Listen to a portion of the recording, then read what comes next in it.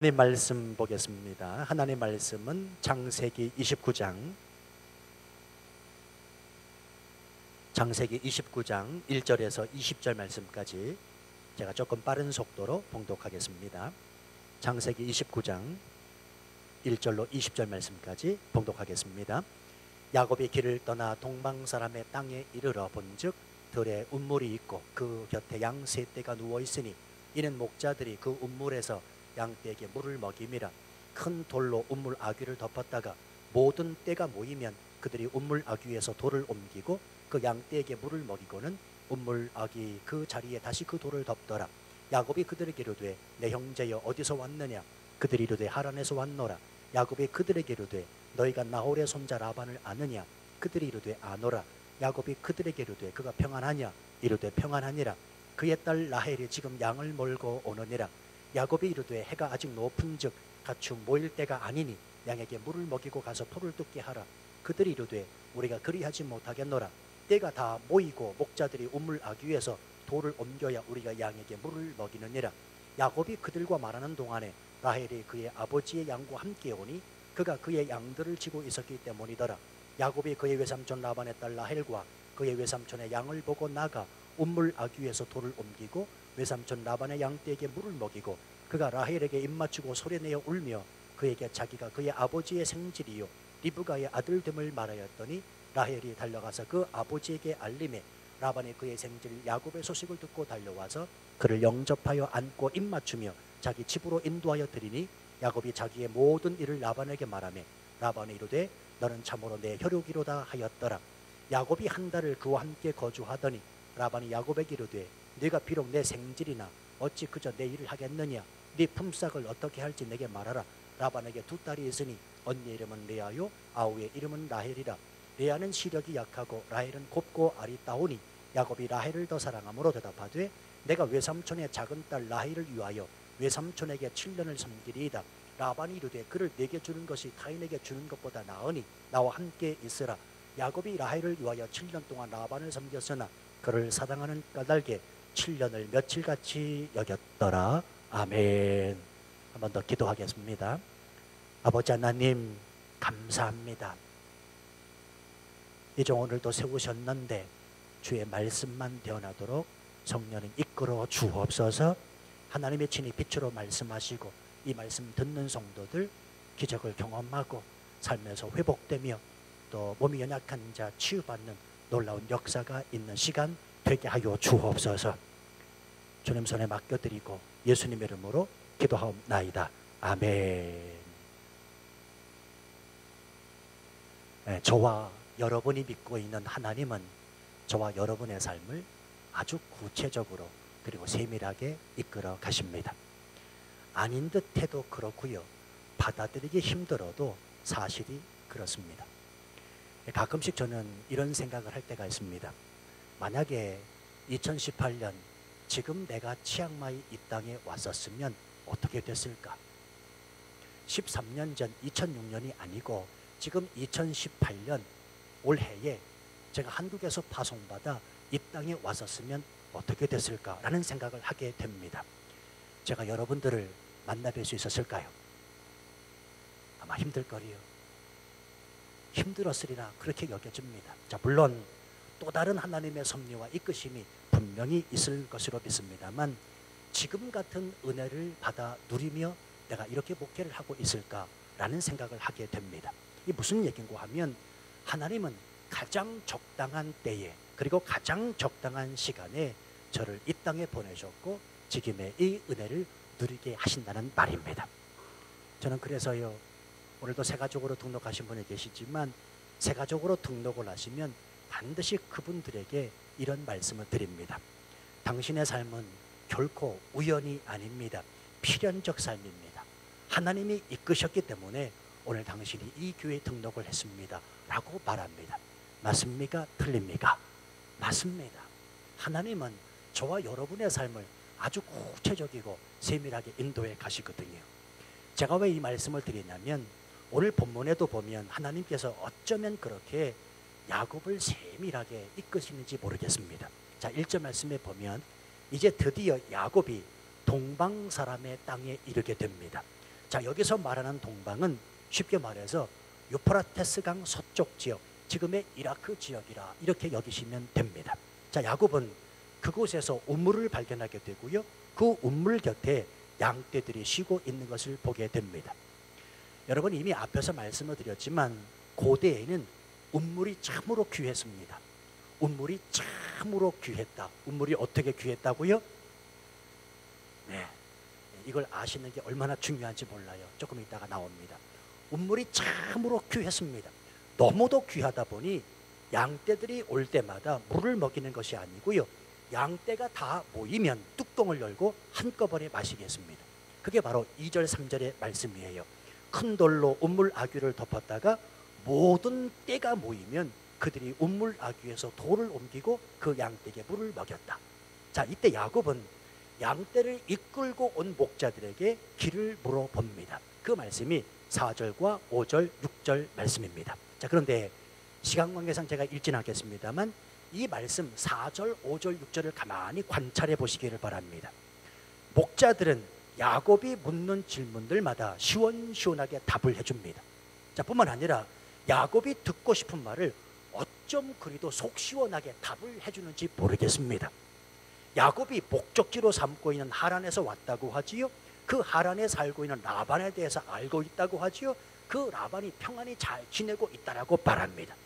물어볼 때마다 아주 구체적이고 그리고 속 시원하게 답을 해주더라는 말입니다. 성도 여러분, 이것이 우연의 일치일까요? 아니라는 겁니다. 오늘 본문의 말씀을 잘 관찰해 하셔야 됩니다. 누가 지금 이 야곱의 삶을 이끄시는가? 이건 우연이 아니라는 말입니다. 마치 이런 경우지요. 치앙마이 중앙교회는 이 땅에 오기까지 3번의 이사를 했습니다. 첫 번째는 무반 팜스프링 시대였습니다. 그곳에서 1년 6개월을 있었거든요. 그게 무반이다 보니까 얼마나 시끄럽겠습니까? 그 조그만한 무반, 1층은 예배당으로 쓰고 2층을 사택으로 쓰는데 그 1층 조그만한 그 공간에 주일날 100여 명의 성도들이 몰려옵니다. 개척한 지 얼마 되지 않아서 하나님이 세밀하게 역사하셨습니다. 심지어는요, 그래서 이단이 아니고서는 어떻게 그렇게 몰리느냐, 사람이. 진짜 그랬다니까요. 저 이단 소리 들었어요. 이단이 아니고서 어떻게 그렇게 짧은 시간 안에 사람이 모이느냐. 1년 6개월 만에 태국 사람들이 너무 시끄럽다고 쫓아내가지고요, 저희들이 간 곳이 어디냐면 두 번째 반팍 다사나존 청소년 수련원을 빌려서 예배를 드렸습니다. 그곳에서 약 1년 4개월 예배를 드렸습니다. 그리고 세 번째 2009년 1월 둘째 주에 지금의 이곳으로 이동하게 됐습니다. 자, 이 1년의 모든 과정에 있어서 정말 하나님께서 역사하셨습니다.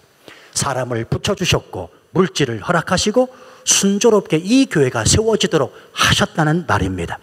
특별히 2012년 11월에는 교회 사회복지법인이 세워져서요, 마음껏 선교하고 마음껏 일할 수 있도록 하나님께서 터전을 마련해 주셨습니다. 여러분, 저는요, 뭐 아시는 분은 아시겠지만 얼마나 저는 고지식한 목사인지 모릅니다. 세상 물정 잘 모릅니다. 어쩌면 세상을 살아가는데 전문가는 저보다 여러분들이 더 전문가이십니다. 저는 그냥 목회자일 뿐입니다. 고지식한 사람입니다. 세상 물정 잘 모르고요, 땅을 사고 파는 관계도 잘 몰라요. 사회복지법인이 뭐 하는지도 모르겠습니다. 그런데 하나님께서 이 교회를 사용하시기 위해서 여기까지 구체적으로 세밀하게 인도해 오셨다는 사실입니다. 여러분, 이게 우연입니까? 제 앞에서 이걸 우연이라고 말하는 사람은 회개하셔야 됩니다. 저는 분명히 말씀드릴 수 있습니다. 김 목사가 잘나고 똑똑해서가 아니라 하나님께서 이 교회 그리고 내 삶을 구체적으로 세밀하게 이끄신 결과라. 할렐루야. 자, 지금 마찬가지입니다. 야곱이 동방 사람의 땅에 이르러 만나고 있는 목자들, 그리고 그들을 통하여 얻고 있는 이 정보들은 우연이 아니라 야곱의 그 삶을 필연적 삶으로 이끄시기 위해서 하나님께서 지금 모든 것을 섭리하시는 거라는 말입니다. 자, 물론 우연이라고 믿어도 상관이 없고요. 아니, 또 하나님을 알지 못하는 사람들은 우연이라고 말할 수도 있습니다. 그러나 여러분, 믿음이 무엇입니까? 믿음은 내 삶을 이끄시고 인도하시는 세밀하신 하나님의 그 섭리를 인정하는 것, 그게 믿음 아니겠습니까? 잘 보세요. 내 삶은 그냥 우연히 진행된다와 내 삶은 하나님이 이끄신다는 것에 대한 생각의 차이는 분명 하늘과 땅 차이일 거라 저는 생각합니다. 지금 이 땅 치앙마이를 살아가는 것이 우연이다 생각하는 사람과, 아니 하나님께서 이끄셨고 하나님께서 필연적 삶으로 내게 사명 주셔서 그 사명 감당하시고 주의 뜻을 이루기 위해서 내가 살고 있는 것이다 라고 생각하는 사람의 그 생각은 하늘과 땅 차이라는 말입니다. 성도 여러분이요, 온 우주 만물을 창조하신 하나님이 내 삶에 간섭하십니다. 내 삶을 이끄십니다. 그러므로 내 삶은 우연이 아니라 필연적 삶이라고 고백하실 수 있는 우리 모두가 되시기를 축원합니다. 자, 그럼 또 이렇게 반문하시는 분이 계실지 몰라요. 목사님, 안 그렇던데요. 그러면 하나님이 내 삶을 간섭하시고 관여하시고 이끄시는데 왜 내 삶은 고난이 찾아오고 환난이 찾아오고 어려움이 닥칩니까? 이렇게 말씀하실 수 있습니다. 그렇죠. 아니 하나님이 이끄시는 삶이라면 좋은 길로 인도하셔야 맞잖아요. 그 하나님이 온 우주 만물을 창조하시고 정말 나를 사랑하신다면 내 삶은 고난과 고통이 없어야 되고 환난도 없어야 되고 어려움도 없어야 되는데 왜 하나님이 내 삶을 간섭하신다고 하면서 환난과 고통은 끊이지 아니하고 어려움은 계속 발생하느냐는 말이에요. 여러분 잘 생각해 보셔야 됩니다. 지금 나의 고난과 고통 그리고 환난 어려움을 하나님이 주셨다고 생각하십니까? 예, 물론 하나님이 주실 수도 있습니다. 그러나 그것은 감당치 못할 시험이 아니라 테스트라는 사실을 꼭 기억하시기 바랍니다. 여러분 테스트가 무엇입니까? 시험이라는 말이잖아요. 시험 문제는 풀면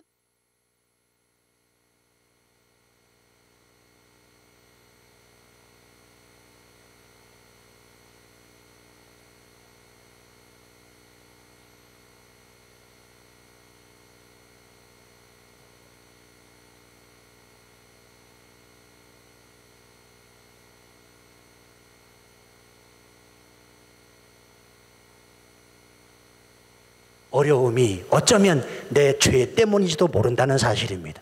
여러분 우리가 신앙생활하면서 반드시 이 사실을 기억하고 살아가셔야 되는데요, 하나님은 우리 모든 삶에 간섭하시고 개입하십니다. 그런데 하나님이 간섭하시지 않는 경우가 있습니다. 그게 언제냐면 우리가 신학적 용어로 뭐라고 그러냐면 허용이라 그래요. 하나님은 우리 모든 삶에 간섭하시고 개입하시는데 우리가 죄를 지을 때 하나님은 그것을 허용하신다는 말입니다. 허용하시는 하나님, 다시 말하면 하나님은 우리가 죄를 지을 때마다 허용하십니다. 왜냐하면 하나님은 죄와 짝할 수 없는 거룩하신 분이기 때문입니다. 그러므로 잊지 마십시오. 인간의 죄를 허용하시는 하나님 아버지의 그 마음은 아픔이십니다. 그리고 인간의 그 죄를 허용하시는 하나님의 마음은 사랑이라는 말입니다. 성경은 이것을 뭐라고 말하냐면 말할 수 없이 탄식하신다. 성령님이 우리 마음 안에 내주하고 계셔서 우리가 죄를 지을 때마다 하나님은 그 죄를 허용하시는데 말할 수 없는 탄식하신다라고 말씀하고 있습니다. 여러분 이런 생각 안 해보셨나요?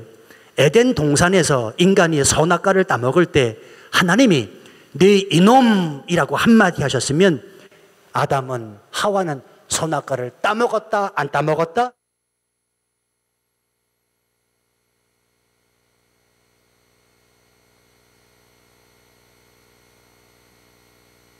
될 것이라는 말입니다. 그런데 하나님은 인간이 선악과를 따먹을 때 간섭하지 않으셨어요. 왜요? 그게 죄니까. 여러분 죄라는 사실을 뭐 강도짓하고 살인, 거짓말 이걸 죄라고 물론 죄입니다만 하나님 앞에서는 하나님을 떠나 있는 모든 인간은 다 죄인이라는 사실입니다. 관역 대신 하나님 앞에 우리의 초점을 맞추지 않냐고 하나님 앞에 찾아 나오지 않는 그 모든 행위들은 다 죄라는 말입니다. 하나님의 말씀에 대한 불순종, 그 불순종에 안타까워하시면서 그게 죄이기 때문에 하나님은 간섭하지 않으시고 아담과 하와가 선악과를 따먹을 때 허용하셨다는 말입니다. 허용하신 겁니다. 그냥 허용하신 것이 아니라 안타까워하시면서 말할 수 없는 탄식으로 허용하셨다는 말입니다. 자, 그러면 또 보십시오. 안타까워하시면서 말할 수 없는 탄식을 하시면서 허용하신 하나님이 잘못입니까? 아니면 인간을 그토록 사랑하셔서 자유의지를 주셨는데 그 자유의지권을 가지고 하나님의 말씀에 불순종하는 죄를 범한 인간이 잘못입니까? 인간이 잘못이지요. 여러분, 신앙생활하면서 절대로 하나님의 잘못이라, 왜 하나님이 내게 이런 고통과 고난을 안겨주셨습니까? 항변하지 마십시오. 다 이유가 있습니다. 원인 없는 결과가 없다는 말입니다. 내가 혹여나 하나님을 떠나 있었는지도 모릅니다. 그래서 하나님의 나를 너무나 사랑하시기 때문에 그 고난과 고통을 통하여 하나님께로 돌아오게 하기 위하여 이 고난과 고통을 안겨줄 수도 있다는 사실입니다. 그 이후 어떻게 되었습니까? 땅은 인간에게 가시덤불과 엉겅퀴를 주었고 인생에는 고통과 고난이 찾아옵니다. 환난과 어려움이 끊임없이 다가옵니다. 다시 말하면 죄 때문에 고통과 고난, 어려움이 닥치게 되었다는 말입니다. 자, 중요한 사실은 그럼에도 불구하고 하나님은 이 인생의 참혹한 실상을 아셨습니다. 하나님의 형상대로 지음받은 인생이 너무나 고통스럽게, 너무나 인생을 아프게 살아가는 것이 하나님도 마음 아프셨습니다. 그래서 하나님께서 세상을 이처럼 사랑하시사 행하신 그것이 무엇입니까? 하나님이 하나님 보좌를 버리시고 하나님 자신이 이 땅에 그리스도 예수님으로 오셔서 십자가의 죽으심으로 말미암아 인류를 죄로부터 해방시켰다는 사실입니다. 할렐루야.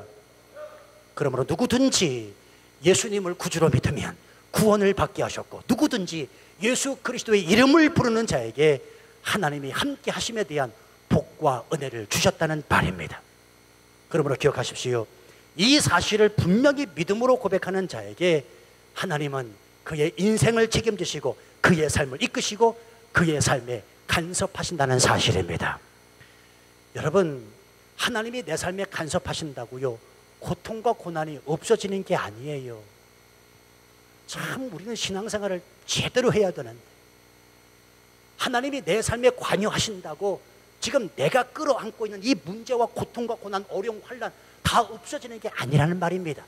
하나님이 내 삶에 관여하시고 간섭하시면 어떤 고난과 환난과 역경이 닥쳐도 그것을 능히 이길 수 있는 힘을 하나님이 허락하신다는 사실입니다. 이게 믿음입니다. 이게 믿음이라고. 믿음 없는 사람들 보세요. 문제가 닥치면 그 문제 때문에 쓰러지잖아요. 힘들다고 말하잖아요. 그러나 믿음 있는 사람은 순간 넘어지고 엎어질 수 있습니다. 그러나 아주 넘어지지 아니하고 주께서 주시는 힘으로 다시 일어선다는 사실입니다. 그래서 예수 믿는 사람은 강한 거예요. 그래서 믿음을 가져야 돼요. 그래서 하나님을 떠나면 안 된다는 말입니다. 지금 하나님께서 야곱을 이끄시는 그 상황을 보십시오. 6절 하반절 말씀과 9절 말씀을 보면 누가 오고 있냐면 라반의 딸 라헬이 오고 있습니다. 라헬이 지금 양을 몰고 오느니라 라헬이 그의 아버지의 양과 함께 오니. 자, 여러분, 라헬은 누굽니까? 아시다시피 이후에 야곱의 아내가 됩니다. 그러면 이 장면을 영화의 한 장면이라고 생각해 보십시오. 야곱과 라헬의 첫 만남입니다. 중요한 사실은 지금 운물가에서의 이 장면을 누가 연출하고 계십니까? 하나님이 하고 계시다는 사실입니다. 이것이 우연이 아니라는 거예요. 지금 하나님께서 필연적 삶으로 역사하고 계심을 우리는 눈여겨볼 수 있어야 됩니다. 저는 제 아내를 교회에서 만났어요. 제가 고등학교 1학년 때 지방에서 서울로 이사를 왔고요. 아버지를 따라서 집 근처 동네 교회에 온 가족이 등록하게 됐습니다. 그리고는 제 아내가 저보다 조금 늦은, 아마 제가 생각할 때는 21살, 20살, 21살 때 교회 등록을 했습니다. 처음 만났을 때 같은 청년부 소속인데도 얼마나 서먹서먹했는지 아십니까? 나이도 같았는데 너무 서먹하니까요, 피차에 이름을 부르지 못하고 김성국 씨, 김수정 씨 이러고 지냈어요. 이러고 지냈습니다. 근데 여러분이요, 그로부터 7년여의 세월이 흘러서 이 둘이 결혼하리라고 그 누가 예상을 했겠습니까?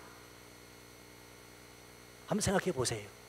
그렇게 만난 두 사람이, 김성국 씨, 김수영 씨 서먹서먹했던 그 관계가 7년여 세월이 흘러서 결혼하리라고 그 누가 생각을 했겠습니까? 저도 꿈에도 생각 못했습니다.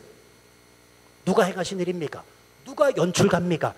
하나님이 행하신 일이라는 말입니다. 지금 이 야곱과 라헬의 만남도 그렇습니다. 하나님이 연출가로 하나님이 역사하고 계십니다.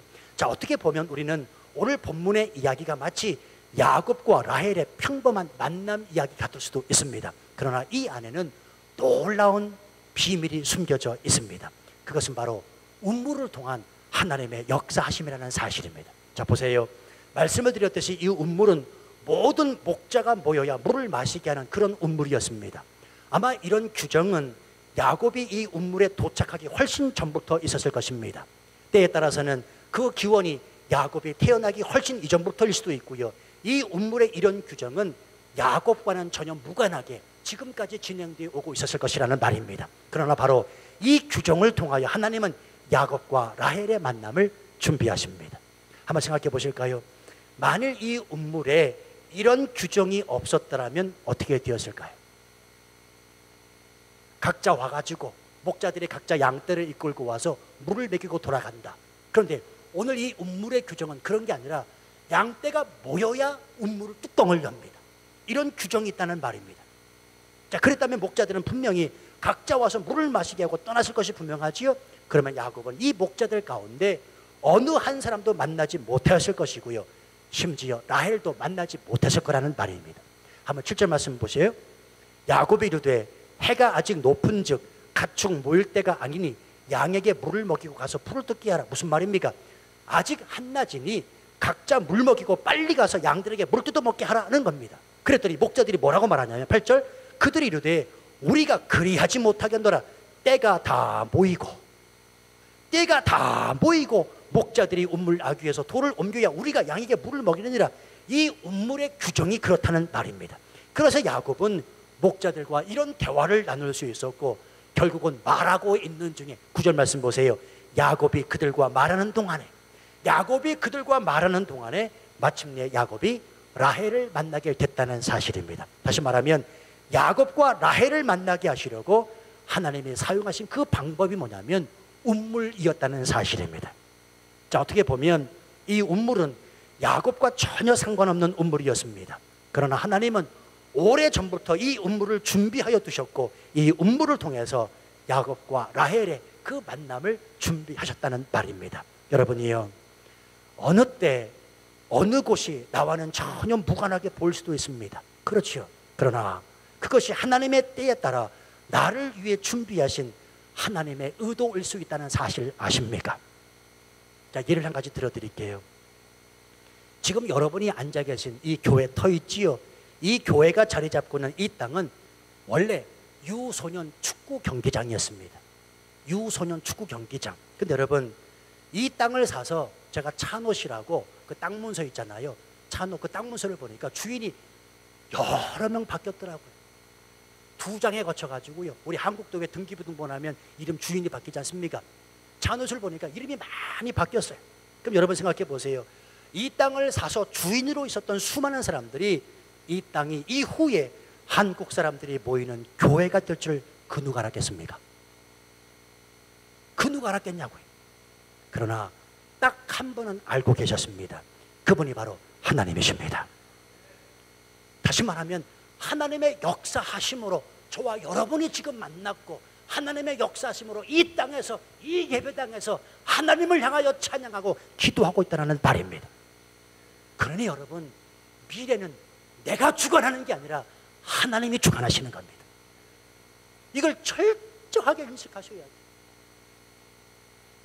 내가 좀 돈이 있다고, 내가 좀 배웠다고 말이지요. 내가 뭐 많은 경험이 있다고 내가 살아가는 게 아니라 한 치 앞을 내다볼 수 없는 인생입니다. 내 인생은 내가 주관하는 게 아니라 하나님이 주관하시라는 말입니다. 또 한 가지요. 어쩌면 하나님께서 당신을 예수님 만나게 하시려고 치앙마이 중앙교회라는 운물을 사용하고 계셨는지도 모른다는 사실입니다. 이 교회에 오셔서 예수 믿으신 분 계시지요. 치앙마이 중앙교회가 무슨 역할을 한 겁니까? 운물이에요. 운물이에요. 이 교회가 운물이었다는 말입니다. 그 운물에서 떠다먹은 그 생수로 예수 그리스도 그분을 만나게 됐다는 말입니다. 성도 여러분이요, 우리가 이런 생각들을 가지고 살아가면 하루하루 그저 하나님 앞에 감사할 수밖에 없습니다. 왜요? 하루하루 내 삶에서 벌어지는 모든 일은 하나님의 역사하시는 일이기 때문에 그렇습니다. 내가 만나는 사람, 내 앞에서 행해지는 모든 일들은 하나님이 주관하시고 하나님이 역사하셨다고 고백할 수 있다는 말입니다. 자, 이제 이런 일련의 하나님의 역사하심을 경험한 야곱의 행동을 주목하여 보실 필요가 있습니다. 자, 10절과 12절 말씀 보시면 말씀을 눈으로 좀 읽으시면서 따라와 주세요. 라헬을 만난 야곱은 자신이 누구인지 라헬에게 밝히지요. 그리고 라헬은 그의 아버지 라반에게 야곱을 만난 소식을 전합니다. 그리고는 13절 14절 말씀 보세요. 이 소식은 즉시로 라헬의 아버지인 라반에게 알려졌고 이 라반은 우물가로 달려가서 야곱을 맞아 드립니다. 그리고 그동안 있었던 일을 모두 말한 야곱에게 라반은 야곱이 자신의 혈육을 말하며 그를 자기 집으로 인도합니다. 그리고 15절 말씀, 야곱이 머문 지 한 달이 지난 다음 라반은 야곱에게 보수를 결정하라고 말합니다. 자, 왜 그렇습니까? 아마도 야곱은 그 한 달 내내 쉬지 않고 외삼촌 라반의 그 양들을 열심히 돌보는 일을 하였던 것 같아요. 외삼촌 라반이 정당한 삭슬을 주려고 마음먹었다면 얼마만큼 이 야곱이 일을 열심히 했는지 우리는 말씀을 통하여 미루어 짐작이 됩니다. 자, 그런데 야곱의 대답이 전혀 뜻밖의 대답입니다. 18절 말씀을 제가 읽겠습니다. 야곱이 라헬을 더 사랑함으로 대답하되 내가 외삼촌의 작은 딸 라헬을 위하여 외삼촌에게 7년을 섬기리이다. 그것은 바로 자신의 몫으로 라헬을 달라는 것이었고요, 자신은 외삼촌을 위해서 7년을 더 일하겠다고 말합니다. 여러분, 이 말은 대단히 충격적입니다. 왜 그런가 하면 이제까지 우리가 앞에서 살펴온 야곱의 모습과는 전혀 다른 모습이기 때문에 그렇습니다. 여러분, 야곱이 어떤 사람입니까? 속된 말로 말하면 얍삽한 사람입니다. 계산적인 사람이고 욕심 많은 사람입니다. 태어날부터 그랬고요, 형 에서를 속이고 아버지 이삭을 속여온 사기꾼이라는 말입니다. 그런데 지금의 모습을 보십시오. 열심히 일합니다. 얼마나 열심히 일했던지 외삼촌 라반이 품삯을 챙겨준다고 말합니다. 그런데 야곱이 원하는 것은 돈이 아니라 사람이라는 겁니다. 여러분, 전형적인 사기꾼이라면 돈입니까? 사람입니까? 대답 좀 해보세요. 전형적인 사기꾼이라면 돈입니까? 사람입니까? 돈이지요. 야곱도 돈을 싫어할 사람이 아니라는 말입니다. 그럼에도 불구하고 야곱이 돈을 택하지 않고 사람을 택했다는 사실은 그가 분명 변했음을 보아 알 수가 있습니다. 자, 뿐만 아닙니다. 라헬을 얻기 위해서 몇 년 일했다고요? 7년을 더 일하겠다고 말합니다. 여러분, 고대 당시에는 신부될 여자를 데리고 와서 신랑인 남자가 결혼을 하려면 지참금이 있어야 되었습니다. 그 지참금이 얼마냐면 은 30에서 40세겔입니다. 은 10세겔은 참고로 말씀드리면 목자들의 1년치 봉급입니다. 자, 은 10세겔 1년치 봉급입니다. 목자들의. 그러면 우리나라 돈으로 약 한 2천만 원, 3천만 원 된다고 치자고요. 그 지참금이 30세겔, 40세겔입니다. 그러면 7년이 아니라 기껏 5년 정도 열심히 일하면 그 돈 충분히 마련할 수 있습니까? 없습니까? 있습니다. 7년이 아니라 5년이면 지참금 마련할 수 있다는 말입니다. 그런데 야곱은 몇 년이요? 7년을 일하겠다고 말합니다. 7년이면 보통의 지참금보다 훨씬 많은 액수를 볼 수가 있습니다. 여러분, 야곱이 완전히 변했습니다. 오직 자기만을 위해서 살았고 자신의 이익을 위해서는 형도 아버지도 어머니를 버린 사람입니다. 그런데 이제는 타인을 위해서 살아보겠다고 7년을 열심히 일해보겠다고 다짐하고 있는 겁니다. 자, 물론 라헬이 얼마나 이쁘고 아름다운지 모르겠어요. 라헬이 얼마나 이쁘고 아름다운지 모르겠어요. 그럼에도 지금의 이 야곱의 모습은 어떠한 계산이 가미된 것이 아니라 순수하게 야곱이 지금 변화되었음을 보여주고 있는 대목이라는 말입니다. 자, 또 보세요. 라반에게는 큰딸 레아가 있었습니다. 자, 그러면 말씀해 보시기 바랍니다. 아버지의 재산을 물려받을 때 첫째 딸이 유리합니까? 둘째 딸이 유리합니까? 그때나 지금이나 첫째 딸이 유리하잖아요. 아무래도 시대가 아무리 변했어도, 물론 지금은 다 골고루 나눠준다고 하지만 그래도 아무래도 첫째 아들, 첫째 딸에게 가잖아요. 안 가는군요. 지금 라반은 두 딸이 있었습니다. 레아와 라헬입니다. 라헬이 얼마나 아름답고 예뻤는지 모르지만 여러분, 야곱은 얍삽한 사람이라니까. 돈에 껌뻑 죽는 사람입니다. 그럼 아버지의 재산을 물려받을 유리한 위치에 있는 사람은 둘째 딸 라헬이 아니라 첫째 딸 레아였다는 말입니다. 머리 회전이 빠른 야곱이 이것을 계산 안 했을 리가 없습니다. 그런데 야곱은 이마저도 포기하고 있습니다. 자, 그러면 왜 야곱이 갑자기 이런 행동을 보여주는가? 두 가지 이유입니다.